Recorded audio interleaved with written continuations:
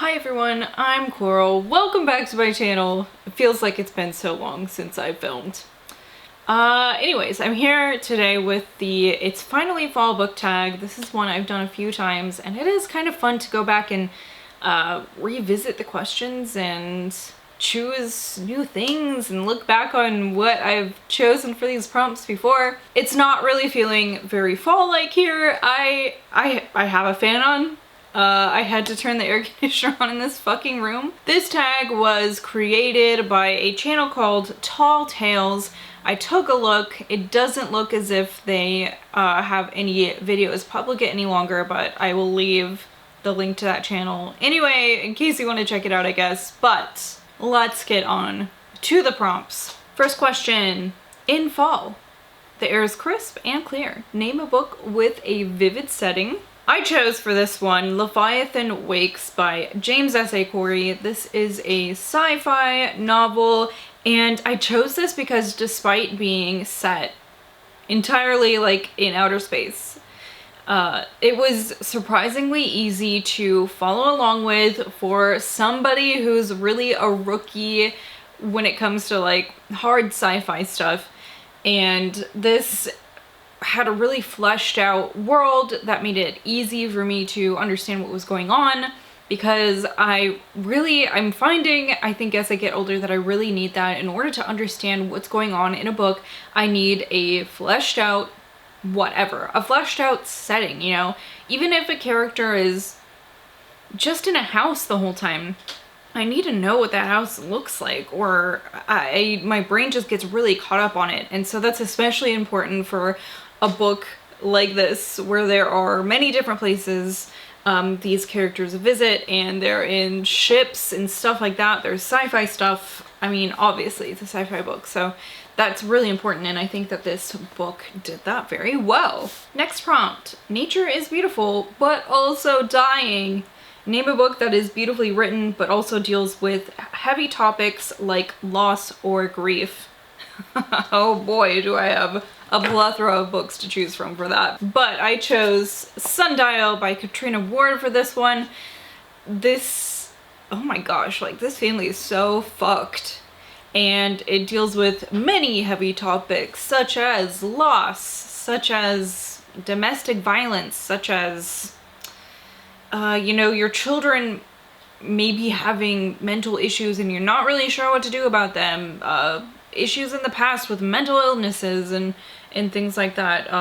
The loss of pregnancies and things like that. There is a lot of content warning. There is some harm that comes to some animals in this book. It is full of heavy shit. This is like a dump truck of fucked. It's a really great book though. I loved it so much, and this is like far and away one of my favorite book covers of all time. Just the color scheme and the detail of this. You look at it and you're just like, okay, it's a skull with a snake, but when you really look at it, you see, the house up there, you see all the like brush and the rock, and it's just so beautiful. Great. There's stars in the fucking sky. It's such a great cover and such a great novel. Number 3, fall is back to school season. Share a nonfiction book that taught you something new. This is one that I struggle with, I think, every time I've done this, because I don't read a lot of nonfiction that is like lesson-y. I read nonfiction about stuff like crimes, and I read stuff about like people climbing Mount Everest. I really love that.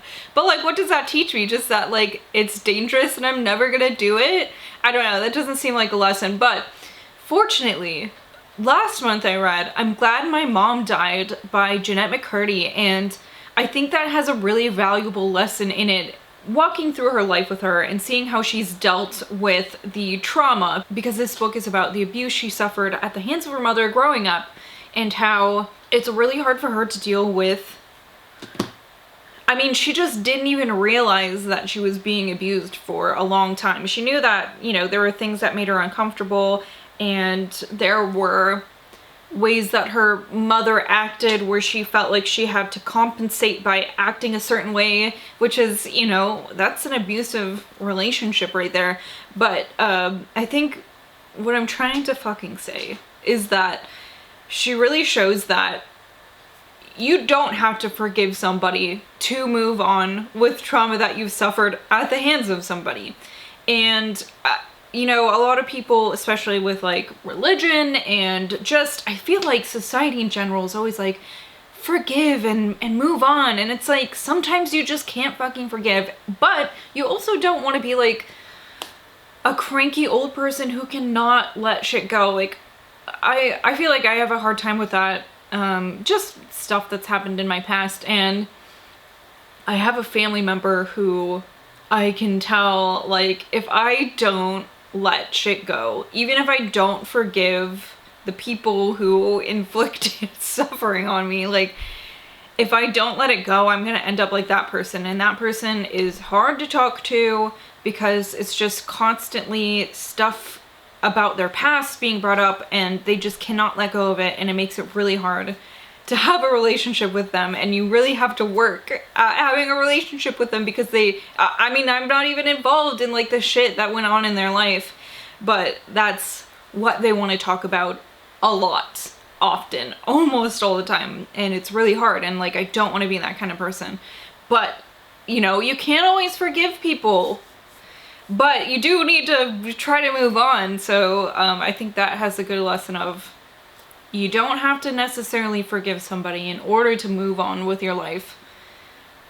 And yeah, it's a great lesson to learn, an important lesson to learn, I think. Number 4, in order to keep warm, it's good to spend some time with people we love. Name a fictional family / household / friend group that you'd like to be part of. And I thought I'd throw this one in there for this. This is What Moves the Dead by T. Kingfisher, and this is like a play on The Fall of the House of Usher by Edgar Allan Poe.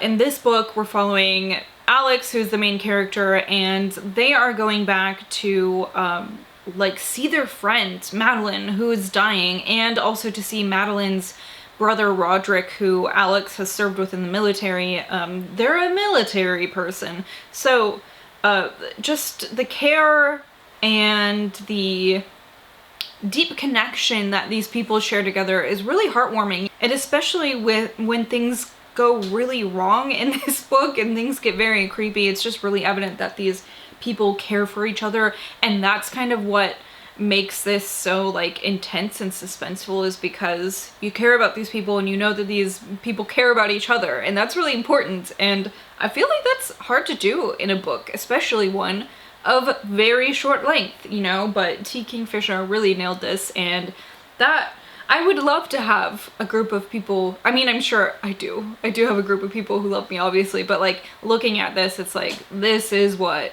you want in a group of friends. People who will, you know, try to help you even to their own detriment, maybe.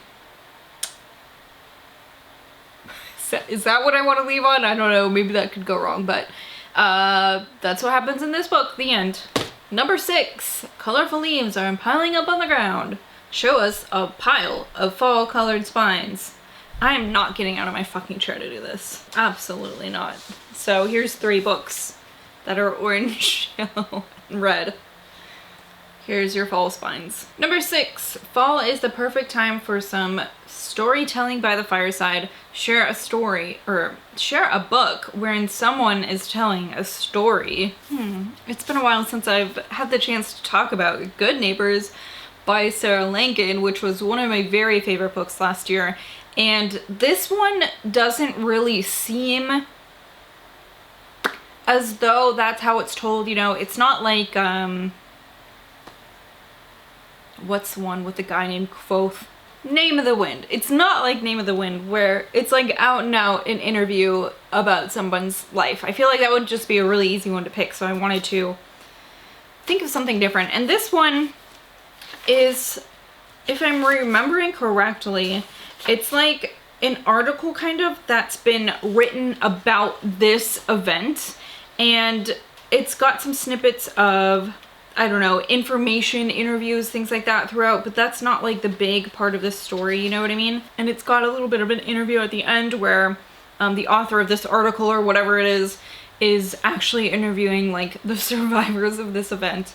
And so that I mean, this book is just really good. And actually, now that I'm thinking about it, I'm like, man, I know it's been only like a year, a little over a year. I think this came out January last year. But I really want to read this again. It was such a good book. I can't, oh man. I mean, when I tell you, I read, and not to like be humble braggy, but like the amount of books I consume is large. The quantity is large. So when there are ones that like really stick out, you know, maybe you should take note of that.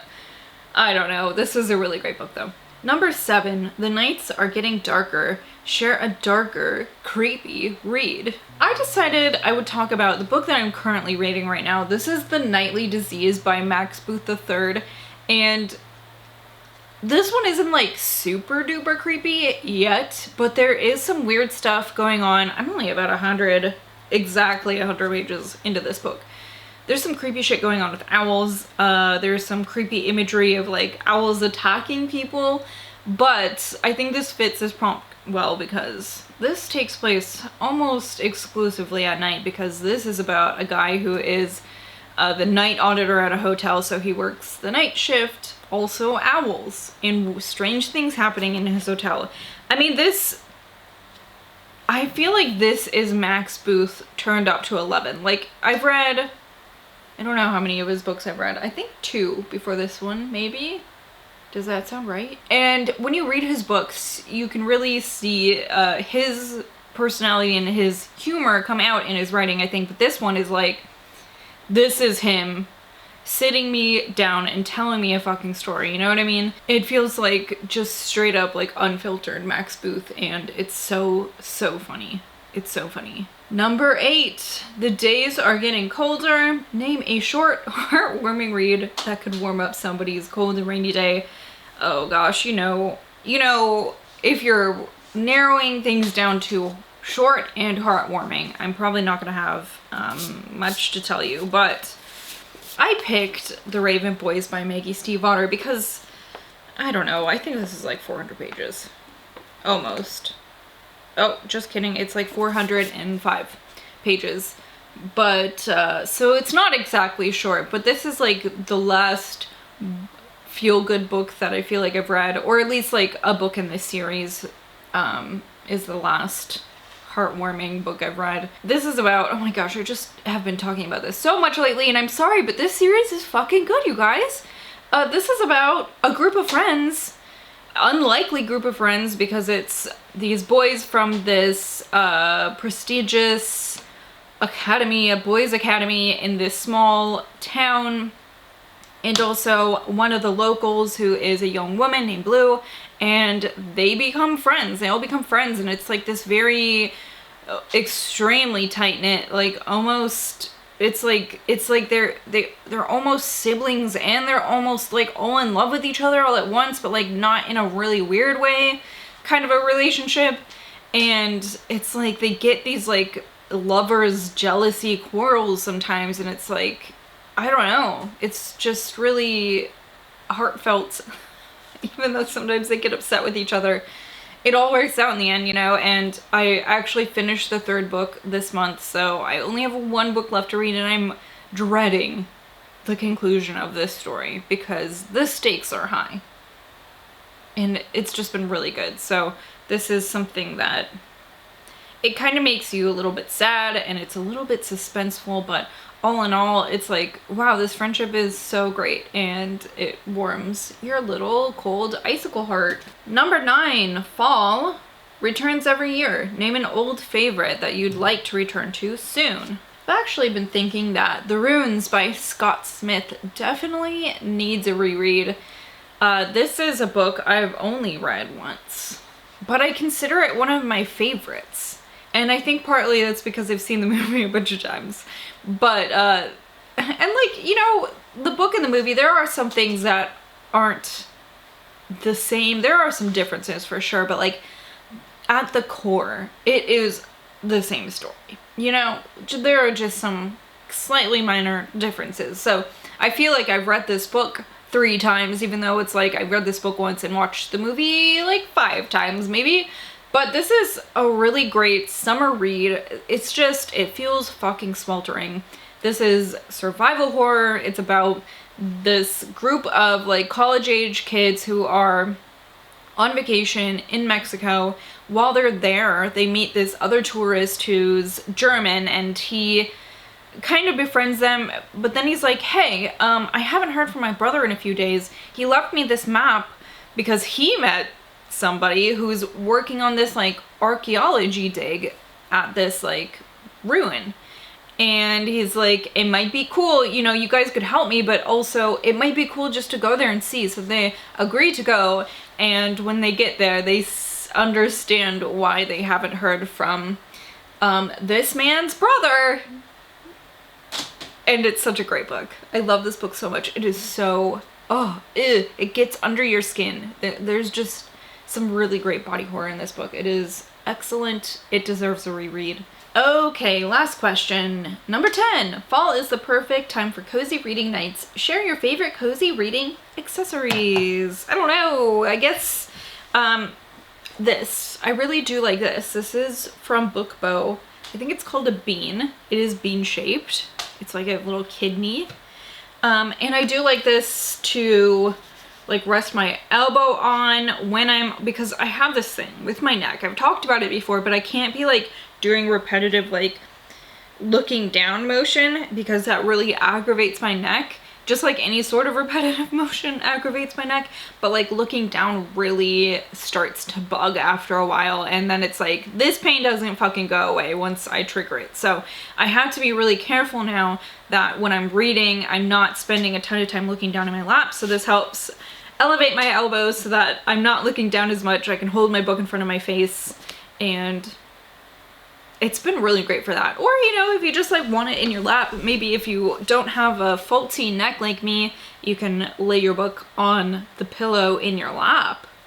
I don't know. I just know that it's really bad for your neck actually to be doing this all the time. It's really bad. If you're doing that, you need to try to stop, which sucks. It's like all my favorite things, being on my phone, playing the Switch, crocheting, everything's reading. It's just all looking down into my lap. It's horrible.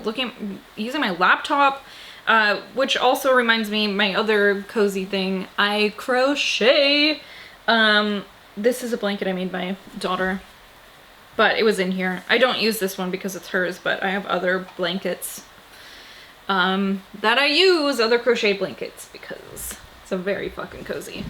Look at that. I made that. It took me, listen, this is also where I tell you that if you are asking people to make shit like this for you, this blanket, it's only, I don't know, it's maybe like a little over 5 feet long, and maybe like, I don't know how wide it is. I'm really not good with that, but this took me definitely over 100 hours. And if you're paying me like minimum wage, that would be like $1,500.